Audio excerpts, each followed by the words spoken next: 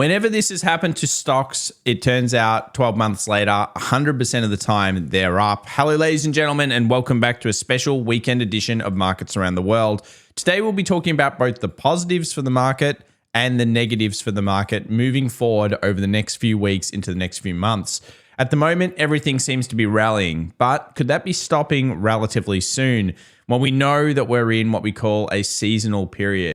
The middle of March into usually April is a very positive time for markets. What happens after that, though, may surprise you.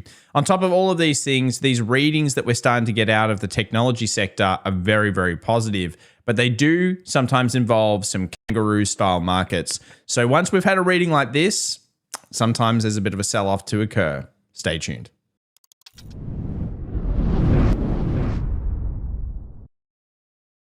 Well, welcome back everyone to the Daily Show here where we talk about markets around the world, including stocks, commodities, and cryptos. If it's your first time here, welcome. Consider subscribing and of course, smash the like button if you find today's video educational.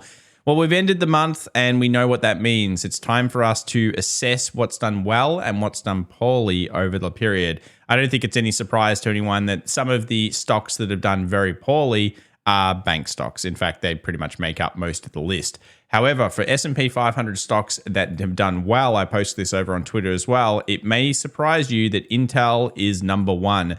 And this is a chart that I suggest many of you bring up and check out. In fact, we'll do it later on in today's video, just so you can see the power of an accumulation on a horrible stock that everyone disliked for so long. Turns out that it is number one in the March rundown. Let's move over now to the current market, and we'll begin with the positives for why the market's going up right now. If you've ever wanted to understand both sides, let's talk about both of them and then try to come to some conclusions about what is most likely going to happen over the next week in 2 weeks. So first up, sentiment surveys. Look, I use these as a bit of a, let's say, counter to what everyone else is thinking. Back in February, we used them incredibly well to find the FOMO. The FOMO was everywhere. Everyone was super bullish. And the markets, of course, dipped straight back down. That also turned out to be very good with the data. So we got that right. And around the middle of March, things changed. It went super negative again. So you can see here, 48.4% of people were bearish in these surveys. And these are taken over the next 6 months. So it's the expectation of what they think is going to happen over that period of time. Now, it's still a little negative, so we need this to come right back down, ideally underneath kind of like 35% or at least 38%, before markets tend to usually turn to the negative side. I know that might seem ridiculous, but it's a big thing. Now, why does this occur? Well, recently we saw smart money, which is, obviously the bigger players, purchasing at very large records. Now, they were doing it during the dip process. And they were going against, of course, what retail traders were doing, which was trying to sell this market. At the moment, what's happening? We're getting a squeeze, but notice the change over the last week, especially the last 3 days in the markets. Markets are running hot and dumb money is coming back into play. Basically, dumb money is purchasing now these markets after smart money is selling into us as normal retail traders. And it happens time and time again, and that's why we report on it here on the channel. So why could this be? Well, a huge part of it was small traders placed incredibly bearish bets in the cases of puts. In fact, retail puts were increasing at a huge rate. And we reported on this again last week here on the channel, which was that basically we were seeing some really negative bets and we ended up seeing small trader future options sentiment going below this key level down here. Now, when we get that reading, it only happens 4% of the time. And it tends to lead on to some incredibly big gains in the markets over the next annual year. Now, it's only when you're underneath these levels. So, of course, we've started to come back out of that now and we're kind of hovering here. But it just shows you, unfortunately, retail trader sentiment was so negative. And it's probably rightfully so, as we'll look at later. But timing is everything. And I think that's really important to state. So a lot of bulls are coming out with this one, which is, of course, 2 consecutive quarters of gains. Now that we've seen March close, we've got another quarter equals the new bull market. And we've just had 2 quarters of gains, not incredible rallies in comparison to some in the past. But what happens or tends to happen here is you get those first 2 quarters, then you're going to get some lackluster sideways kangaroo action, and then you usually get a bit of a bust to pick up usually nicer, better positions in the future. A lot of people will be looking for that, and I suspect it's still going to come, and we'll explain our reasons why later on. So why are markets going up? Well, I think it's a mixture of things. In the middle of March, you tend to get a bit of a run that happens on technology sectors, and also you tend to get a nice run on the market itself, as you can see here. The middle of March into basically April tend to be one of the best periods of months of the year. Now, was it the same in 2022? Kind of. March was great. Then we started April, and April was bad. In fact, April was sideways, then really heavily down. So I think you'll need to be aware that seasonality is great in many aspects, but of course, price action will be king. And at this stage, what have we got? Well, we have a market that's being bet on super bearishly in a time when it's meant to be bullish. So no surprises there. We also have a market that is basically running into a period of usually pretty good times. And of course, we have the US 10-year and 2-year, which are rates, going down. Now, the market's proceeding to think that's great, along with the Federal Reserve's balance sheet, which of course is increasing. Now, I personally believe it's the Fed balance sheet you're looking at here coming through, which is growth stocks. And the rest of the market underneath is actually a lot of defensive positions. So we've got things like utilities and staples, which do tend to have a pretty good time at this point of the year. They're buying up as well. So what the market's doing is it's turning to the Fed's balance sheet as of the Silicon Valley Bank crisis and Credit Suisse. So we have here S&P 500 technology sectors, and this is an interesting one as well. This is the one we put at the start. Now, this is when we see them rising from 200-day average cycles from less than 5% to over 75%. So basically a full breadth switch. Now, when we tend to get that kind of breadth switch, 100% of the time we've had this reading, 12 months later, technology stocks have been up. And you'll notice some of the notable drop zones where we get these. Of course, 2000s and the 2008, 2009 crisis. Now, does that mean that we're completely out of the jungle yet? Well, each time is different. So I think it's important that we look at both the positive, which yes, that's positive, and the negative side. Here we start with the negative side, and then we'll bring it all back. Stock volatility has plunged relative to bond volatility. This basically means that stock traders feel FOMO and no fear, and bond traders are feeling fear and relatively little FOMO. Now, that's changed a little bit in the last couple of days, but when we get a reading like this, it shows us that the market is usually a little bit complacent. And when markets are complacent, weird things can happen, but it takes time. And again, timing is everything. And you'll notice even on this chart, timing becomes very important. If you take a reading such as what we've just got recently compared to stock market volatility and bond market volatility, we tend to see 12 months of either significant drops, such as the 2008 or 2000 period, because remember, we got these before watershed style moments, or kangaroo style markets, which is range-bound markets that move between 10% of each other both ways and are great for traders and people looking for volatility, and really bad for investors because it gives them basically a heart attack throughout the whole period of it going up, down, and all around. Now, which one are we in? Well, I'd say we're in one of those two for sure. So whether it's down or kangaroo, it seems pretty likely. The bonds market is generally correct with these, but this is the counter argument that's happening so far. Now, we'll explain why the Federal Reserve probably has a big component of this, but let's have a look here at divergences also between price momentum. So we're seeing a huge difference here of sub-industry groups with positive one-year returns, which is down here very badly, to percentage of sub-industry groups with positive 6-month returns. And again, this is a reading that shows us a little bit of lackluster over the next 12 months. If we get these types of readings, we tend to be, again, very similarly in those kind of low periods of the market with the sideways, or during periods of partial recovery. So if we go back into like the 70s, we're kind of sitting in a sideways zone. The overall results for the next 12 months generally have been pretty positive in this case, but again, kangaroo towards that zone. So let's explain the kangaroo and where we are right now. So as of the time of recording, we're basically here. We dipped, we came back up, and we're following, I would say, the no recession path. The bonds market is telling us a recession is coming. If a recession comes, we generally would make a new low. At least that's what the historical averages would tell you, especially to do with the S&P 500. Now, that doesn't mean that the NASDAQ will make a new low. Remember, if you've ever done your studies on both the NASDAQ and the S&P 500, what tends to happen is that the NASDAQ comes off the low, and then the S&P 500 often will make a new low, but the NASDAQ will have bottomed 6 months to even 9 months before it. So I think that's pretty important. October may be the lows for the NASDAQ in comparison to the S&P 500. And that might sound wild, but it is possible. So we can assume that a recession is coming because the bonds market has told us it's happening. And I still believe the bonds market overall. We can also assume it's probably coming because the Federal Reserve is about to taper, or at least to pivot, okay? So they're already tapering, they're about to pivot. So what that basically means is that the Federal Reserve has realized that something is broken. They've injected capital, which has bought back growth stocks massively. And we know the bonds market has moved in a direction that we'll look at later, which basically 100% of the time has shown a pivot is occurring. But it's what happens after a Fed pivot that's really interesting.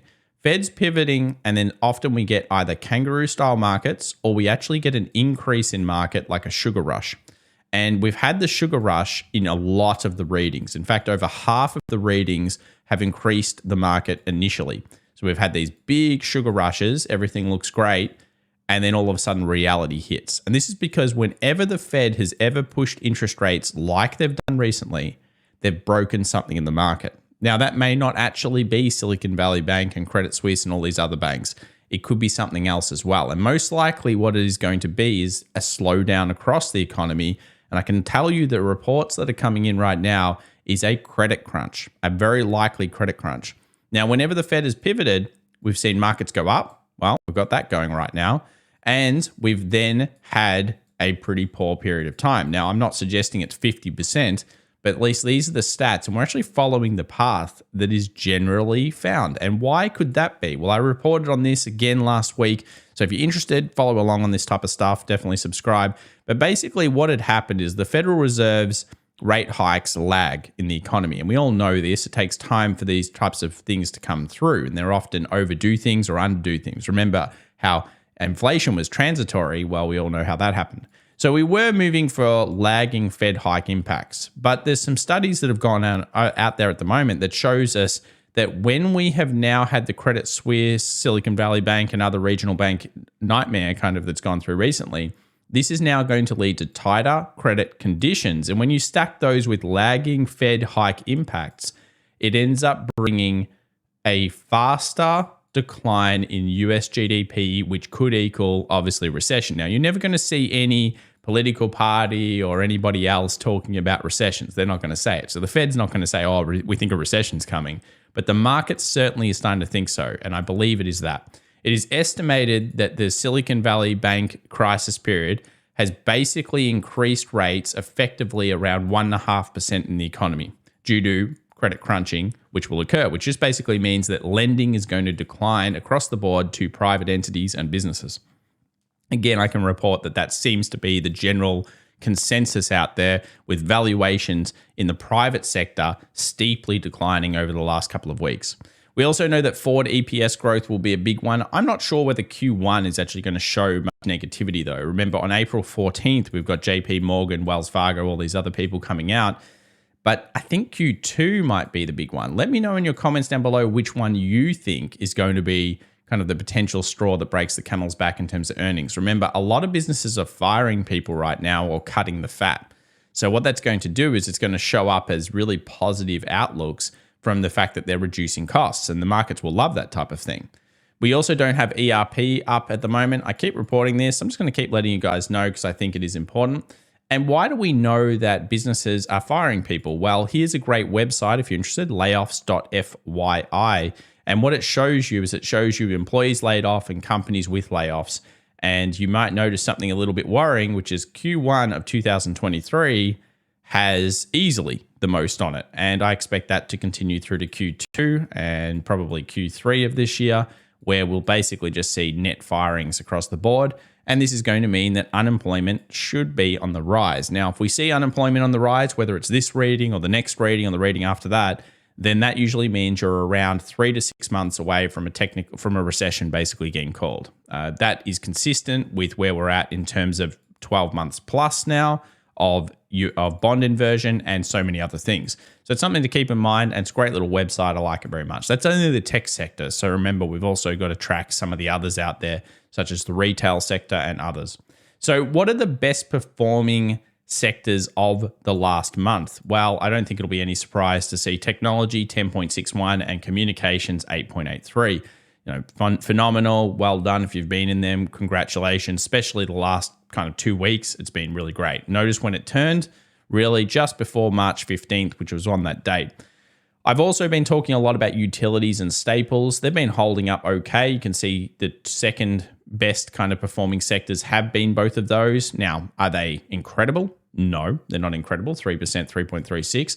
But it is a tale of two markets. Financials, if I put regional banks in and a whole bunch of others, you'll see heaps of them are down, yet the technology sector and the defensives are the positive ones. So at this stage, it's the tale of two markets. If we take a look at Friday, it was buying into the close, and it was very strong. And you have to think that this kind of shows that there could be another tick up through the Monday session. And then maybe there's actually a little bit of a gap decline, because what's going to happen is we've now left 3 gaps on the markets, and we'll have a look at those very, very soon. But yeah, we'll come back to that one very, very soon. If you haven't already, check us out on Twitter. Links in the description down below. I've posted a whole bunch of things, including the expected moves for the week ahead. And we always post helpful information such as, of course, the Fed's balance sheet and our own personal kind of indicator that shows us a little bit more about what the Fed is doing underneath the hood. If that does need updating, I will do it as soon as needed. So just before we jump into the charts and we take a look at all of the key levels that you need to be watching right now, I want to say a big thank you to the sponsor of today's video, which is Tiger Brokers. Now, many of you have seen me focus on Tiger Brokers recently with some of the great features, but ahead of earnings season, I thought I should bring up some extra points about why you need a broker such as this to be able to take full advantage of a very high volatile time. Remember, April 14th kicks off JP Morgan and Wells Fargo. What does Tiger Brokers offer you? Well, it can give you a very great news feed. Of course, having an economic calendar and all of the latest news refreshing on the right-hand side can be helpful on one of your screens when trading. More importantly than that, though, we want to talk about stocks, setting alerts. Can you set alerts inside the platform? Absolutely. It's as easy as literally just right-clicking on the platform, going to alert, and setting it up from there. That can then give you the helpful information when you're away from screens, and of course give you the opportunity. You'll also want to have things such as level 1 and level 2 data, which you can get on the right hand side here within Tiger Brokers platform, and the analysis. Around earnings, there are a few things that happen, but one of the biggest ones is of course price target upgrades and downgrades. Now, although that might not matter to you too much, the changes in these from the latest prices to the new high prices or low prices can move the markets due to money managers actually buying and selling based on these concepts alone and some other things. So remember to have all of these statistics and more within the Tiger Brokers platform. If you're interested in checking them out, you can do so. And remember, for any of the Australian viewers out there, if you want to sign up right now, I've managed to secure you an additional $30 worth of Tesla stock. All you've got to do is open an account with as little as 1 cent, and you get a whole bunch of extra bonuses. For everybody else out there in the community, don't worry, I've got most of you covered as well. Special offers down in the description down below. If you're interested, check them out. Thanks so much. All right, well, let's get into the charts now, and we'll start off with the federal funds rate versus the US 2-year. This shows us that tapering is going to occur. Oh, not tapering, pivoting is going to occur. We've done that twice today. And basically that means that the federal funds rate is now above the US 2-year rate. And whenever that happens, we tend to go into a pivoting period, which we've seen plenty of times before, when the turn, then goes the pivot, then goes the pivot. And this realistically means that we don't know how long now the Fed will hold the rate before cutting. I mean, they're going to cut. The market knows this. Everybody knows this. They're going to hold, maybe raise 25 basis points more. That'll annoy the market if that happens. Then they'll hold. Then they'll begin cutting. It's our job now to figure out when are they going to start cutting.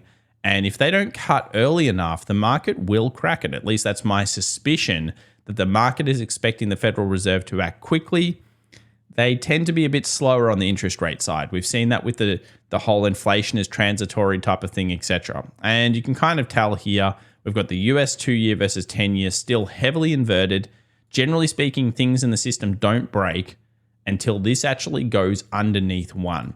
So I'd be watching that very much. Timing is everything. So we need to see these US 2-year, US 3-month, 10-year kind of conversions. We need to see those traditional inversion, traditional recession style indicators actually going back down, which shows us that it's coming more into the limbo. And that's when you've got to be, it's kind of like the calm before the storm. That's when you need to be most scared. Let's have a look at this current run on markets. Is it real? Is it going to move further? Well, high yield junk debt has exploded. And that's obviously a positive sign to the positive side here for markets. That's the type of thing you want to see if you're a swing trader, because it shows you that pullbacks are most likely going to be bought by buy demand. It shows you the high yields are jumping through the roof. And yeah, it's just complacency in the markets, of course, but that's what you want to see. Treasuries also had a great session on them, up 1.5%. It was actually up almost more than the market for the day. And we saw the dollar do some interesting things. It came back down to a weekly level down here, and it found 2 rejections. I think the dollar is a little bit difficult to read through here. So many people tried to obviously buy the dollar over the recent kind of weeks, and especially through here, even I thought around there, I thought that we would see some buyers, and it just didn't quite come through. I think there's just too many people were seeing that, and the dollar had to push them out. So it pushed out a lot of stop losses. You can see it came back down to this level. Very nice pickup that happened here later on in the session. That was pretty phenomenal, actually. Great entry here. A few people in the advanced scalping masterclass know what I'm talking about. That's very, very good. But yeah, look, other than that, you're kind of thinking, well, ideally, we'd like to see yield stabilize and the dollar kind of move through 102.46. It's still in a 2-hour, 4-hour downtrend, but it did hit off those weekly levels. So I like the fact that it hit off the weekly levels. Now I'd like to see the dollar continue to move up through 102.46. And if that happens, we should be stabilizing on the dollar for a little period of time. We'll come back to this one, though. It's probably not the most exciting chart we have at the moment. Gold, also quite boring in the middle of nowhere land. As we know, 1976 to 1978 is basically the most traded level. We're kind of starting to trap the market within a bit of a range. So just think of this as kind of like a symmetrical triangle at this stage. And if the market does come back down to the lows down here, you've got to expect buyers to push it back up to something like 1976. It's basically either in accumulation or distribution. It's our job now as, let's say, higher time frame traders to figure out which side is it on. And that's similar to something we'll look at in just a second. First up, let's begin with copper. Copper actually has a level on it now that we need to see broken to the downside. I've been talking about copper weakness for a while. I need to see it. We've trapped this thing. We're sitting in the level. We need to get it underneath 4.02 so it can continue to resume the downtrend. Now, if copper breaks like that, that's going to be a bad sign for the market. The higher the market goes at that point, the more likely it is that actually it's false move.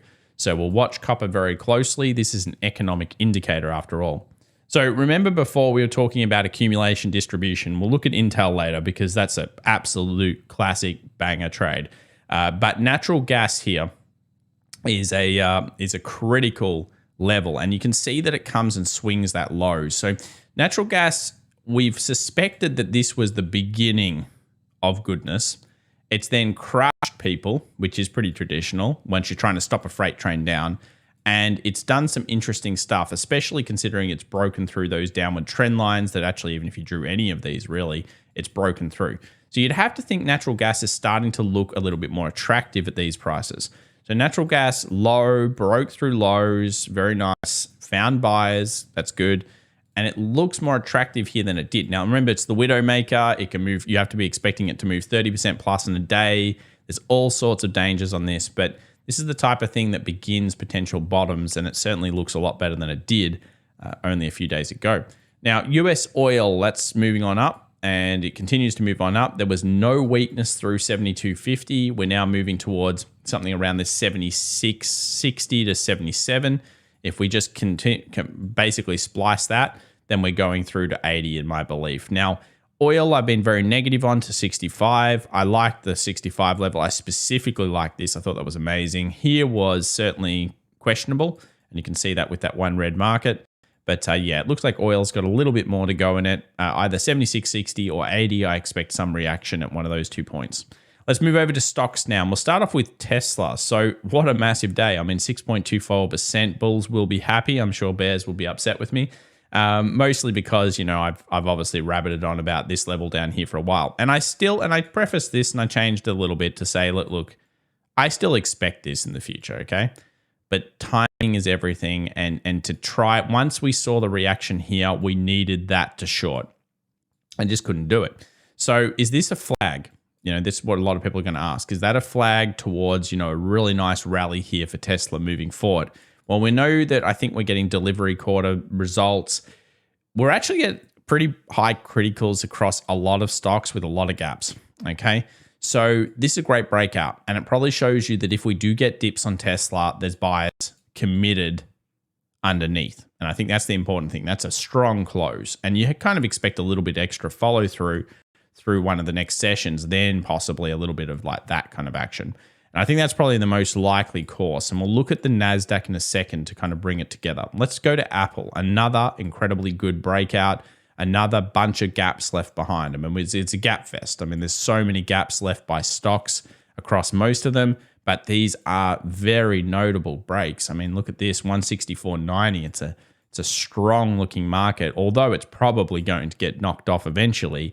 It's a strong looking market. It's the one we face ourselves in the moment. Nvidia, it looks like it wants to go all the way to these 289s. But again, drops could be met by rallies. That's kind of the way you have to think about this market now. There's three gaps that we'll look at later, and you'll see what I mean. We also saw consumer discretionary starting to outpace staples again, which is a positive sign. That could be double bottoming, which you can see here. And if we get another strong day on this ratio, it's kind of showing us further increases. And again, the market is starting to kind of FOMO here a bit. People are probably feeling it. I wouldn't be surprised at all to see an up into down this week, even though it's going into, Good Friday, etc. And then we get that kind of pick up again. We'll talk about it pretty soon. Let's also load up INTC just here for a second. So we'll look at Intel just to show you how great a base that was. I'm sure a lot of you can see it. If you watch our live show, you'd know, literally a few weeks ago, I was talking about this one. Everyone said it was the creme de la crap, as in like it was really bad. And yeah, I mean, look, I understand why you'd think that, but this has actually, if you go and do the studies on it, I'd suggest you do, because it's one you should imprint in your mind and never forget this type of setup. And you have to look at all of the angles on it. This is the type of beast mode accumulation that you want to study. And I will leave it at that. You can do the work on it. A lot of people in the private community know what I mean, but basically it is exactly the way you want to see a market base off. And whether Intel has like exceptional returns on it now or not, down on that right low, there was a lot of things to like about that stock. So congrats people in it. And of course, it's just a good one to go back and study. Let's have a look now at the DAX 40. So the DAX 40, it's back up to the highs. Again, another one that's probably going to swing that high. So probably make a new high. It's been on a great run. Once it got through here, well, you couldn't stop it really. And we're at a level now where I could see it do this and that kind of thing. Again, another market at another high. Let's have a look at the Australian market here for the Australian viewers. This is just to show you they're all synergized together. Amazing break of this trend line. Goes down to a key level. Puts on the test, which is down here. Then it rallies back up. Look where we find ourselves. 7,200, 7,220, a key resistance. We're going to hit that, no doubt, on the open of the market. So we find ourselves in a resistance here for Australia. Remember, this is a closed market, so the index futures will already be up here, I'm sure. So critical level being achieved and a very, very key zone. Now, if we put on something like a fib here, you'll see that you're getting into that kind of critical pocketing zone as well for it. So interesting level. Let's move over to the IWM, the Russell 2000. Did it do the job? Well, it's done an amazing weekly turnaround.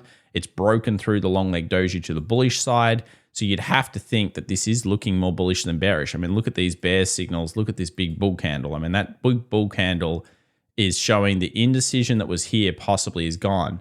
Drops should be met by rallies, at least for now, you'd have to think in these markets, especially with the period of time. If we go to the US 2000 futures, look where it stops, 1800 on the dot. If we go down through the timeframes, you're basically at this kind of critical little bit of resistance.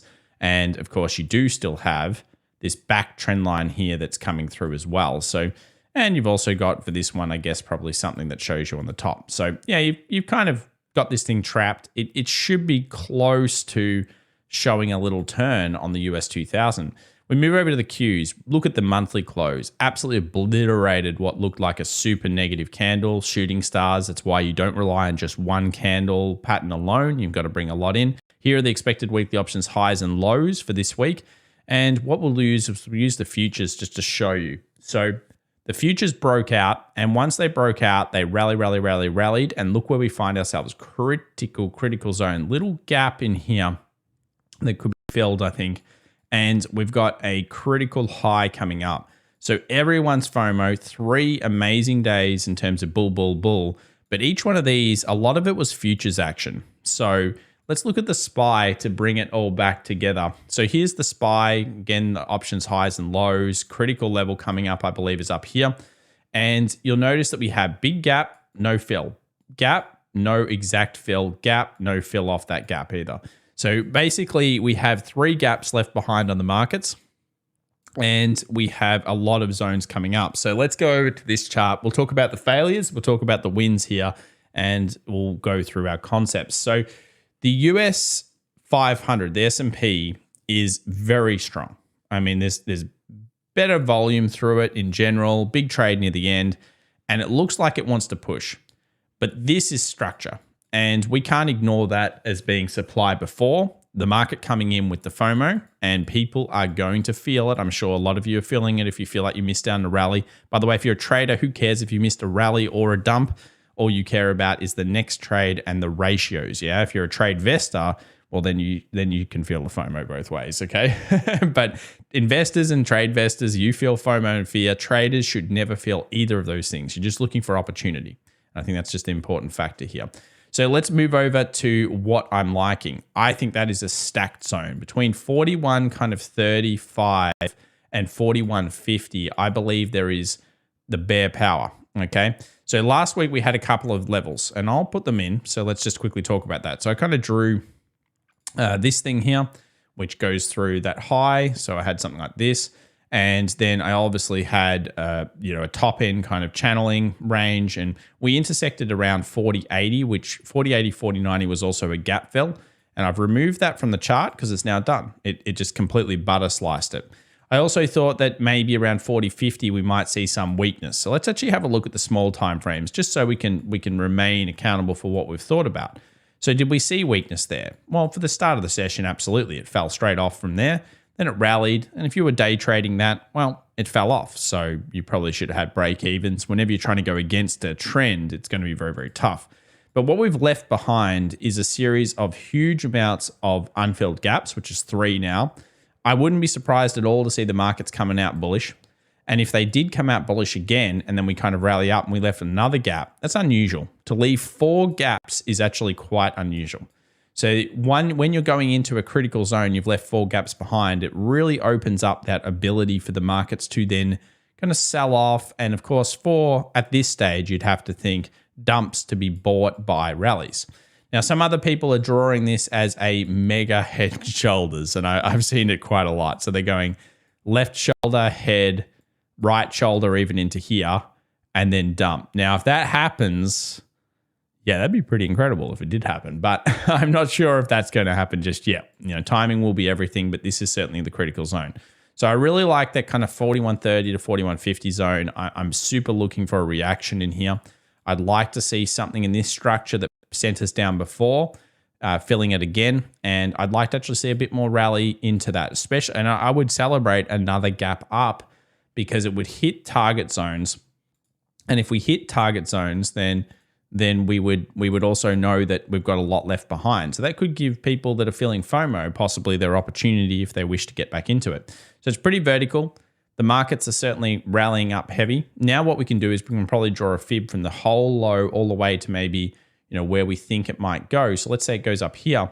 That would push us all the way back down to here for a 61.8 turn. If we grab the fib here from this point and we take it to there, then that would take us down to here, and probably also maybe I still think that should probably be filled in there, so that there could be a big turnaround. But I do think we hit the danger zone. Qs are hitting a danger zone level. S&P is very close. So Qs are very close. S&P is very close. And the Russell 2000 is very close. So if the Russ wants to, if they all want to do basically false breaks, obviously the S&P wouldn't be a false break, but Q's false break, Russell false breaks, and a bunch of other stocks are sitting at criticals, it makes sense that we've had 3 amazing days up. They're very, very strong. It looks strong, so you can't really deny that you would usually come into this and think, oh, well, we should see some extra follow through, and then maybe we see a wick down. But we'll be looking for the wick. We'll be looking for the signs of potential weakness. We're not guaranteeing anything. Of course, we don't know it's going to happen, but it's 3 days strong. There's an extra probably strong session in, usually based on these types of closes. If you go through and look at closes like this, usually go a little bit higher, but that's the type of thing I'd like to see. Big strong candle followed by a doji, equilibrium, some kind of, we don't know what's going on next. And that's something that's going to be important. Let's have a look for the week ahead here into the maximum pain. Now, a lot of people should be aware that you usually only use this type of thing in the 3rd week options expiration. We do know the calls are starting to come through now. So if we have a look here at obviously the 6th, because it's going to be a Thursday close, short week this week, we do have a lot of 408s, 410s. The calls are starting to come through. It's a pretty small week in terms of options, so I wouldn't pay too much attention to it. But basically, we have a call wall up here, and we still have a lot of puts sitting on the low ends, which is that 395 and stuff. And look, that would be pretty much the trade range that you'd expect. Maybe through the call side, suck them in early, push it back down, make lots of money. That would be a great, I'm sure, long weekend for the traders out there. Now, what about Bitcoin? So I started to get a little bit shaky on this, and I'll admit I got shaky on it. I don't really like the fact that it hasn't taken this high out, because it starts to look now like a potential distribution. So I've always been talking about 30,200. As soon as this happened, as soon as we got through here, yeah, okay, well, I'm going bullish, and that's the way I feel about it. And look, it's been great. It's sitting at 29,000, 28,500. I thought 30,200, and I still think that's probably the zone. But once you start to see these reactions, you've got to think about this. This is clearly either an accumulation where the market will do this and will swipe. Now, if it swipes that low and instantly rejects, get ready for the slingshot, guys. But it could also be a distribution. This is like our buyer's climax side. And then this could be a UT. Maybe we get one last kind of dump to take the stop losses. And if that happens, then that'd be like a UTAD. And in Wyckoff distribution theory, that would start looking very, very negative. So we've got to be extra cautious here. Does that mean scale out? Does that mean freak out? Well, I don't think it means freak out anyway. But I certainly will be paying attention to this. And this is where you start to spot the signs. And I don't like that candle. Like, I'm not going to say I do. This candle here and the way it's reacted since then has been negative. If we rally, then dump like that, well, yeah, then I'll really know it's likely to fall. But we're watching eagle eyes on Bitcoin, and we will update through the week. It's finally exciting again. Bitcoin's coming to, I believe, a very critical zone. Let's have a look at the news for the week ahead. Do be aware that you've got daylight savings time shifts for a few countries out there. We do have some big news. We've got ISM manufacturing PMI Monday, April the 3rd for the US, and then you can see the time there in New York time. Then we've got ADP non-farm employment change, the ISM services PMI at 10 a.m. Wednesday 5th, and then we go into unemployment claims, the first number. Now, Friday will be a bank holiday across many countries. And I think the thing that we've got to be really careful about is we also have non-farm payrolls, which is 8:30 a.m., and that's going to be a fairly big number. So will we see unemployment rate actually rise, or is it going to continue to fall, showing that the Fed has to do even more work? I'm not sure which direction the market will want to take that, but remember with non-farms, it usually is the first move is the false move. If you've enjoyed today's video, why not consider checking us out in some of the other areas that we post stuff, Twitter, TikTok, etc. And also you can get some 3 free trading cheat sheets. All you need to do is put your email address in. And do remember also, if you're excited about Tiger Brokers and the special offers they offer, check them out in the description down below. Thanks so much for watching, everyone. I hope you have a great weekend. And this is, obviously a very interesting time in markets. There are both positives and negatives. If I was to guess, the positives make a lot of sense right now for why the markets are rallying. I still don't want to lose sight of the fact that Fed pivots have lent to the negative side. And I also still don't want to lose sight of the bonds market. The bonds market is still scared. It's still giving us warning signals. And I tend, as an investor and at least a larger term trader, if you're doing that type of stuff, to never ignore that. So being nimble and fast in these markets might be the best course of action. Obviously, if you're a 10-year investor, you don't care. You're just like, I want cheap price. But yeah, the market's not cheap. It's actually above now average pricing. Remember, forward PE is a great way to look at it. And the S&P is trading about 20. And we'll update you in the next video on that one. So for now, the bulls are back in town.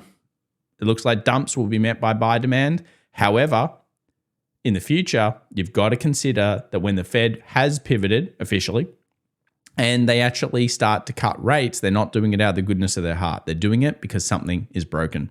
Thanks so much. Bye for now.